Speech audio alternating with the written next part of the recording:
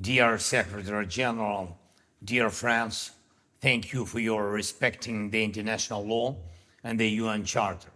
It's about what should unite each and everyone in the world, every state and each leader who wants peace for their nations.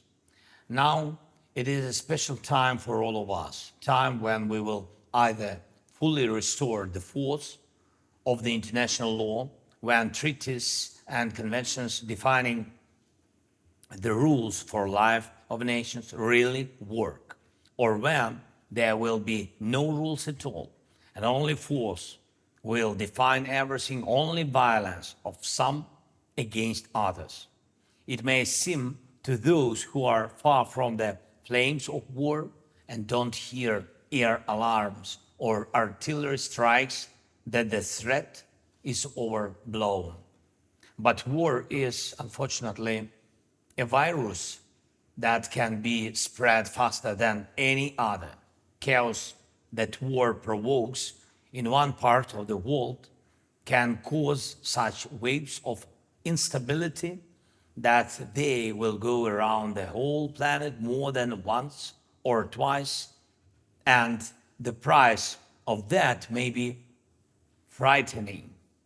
And in fact, it was already felt, in particular as a result of Russian strikes against our country, when Russian blockade of Ukrainian seaports caused disorder and hikes in food prices in many regions of the world, or when Russian nuclear blackmail has once again reminded many nations how fragile global security is.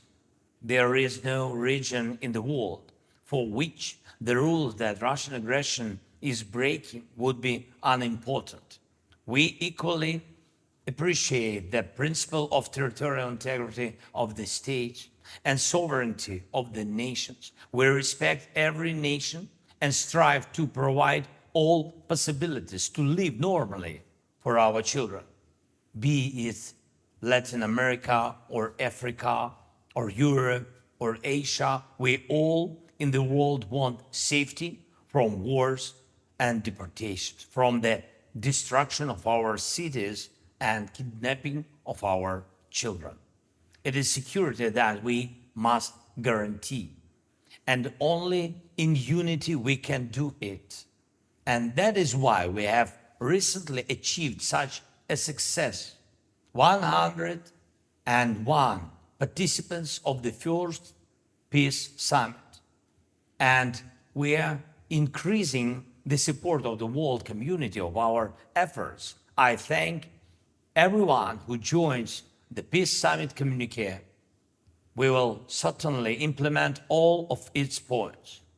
Dear friends, we are forming teams and groups that will develop action plans according to the peace formula. We need real steps, everything that can bring just and lasting peace closer to us, Ukrainians, and hence reliable stability for everyone in the world. And it must be done really fairly, not behind the scenes. Peace with such an aggressor as Moscow can't be bargained. Like any other gangster, Kremlin will want more.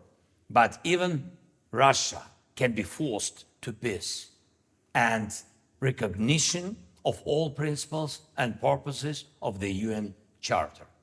I thank you for supporting our efforts and invite you to common work so that already at the second Global Peace Summit, we will be able to define the path how just peace will prevail over cruel war. Thank you for being responsive despite the distance between us is vast. However, this distance is geographical, not in terms of values. We equally respect peace. Slava Ukraini!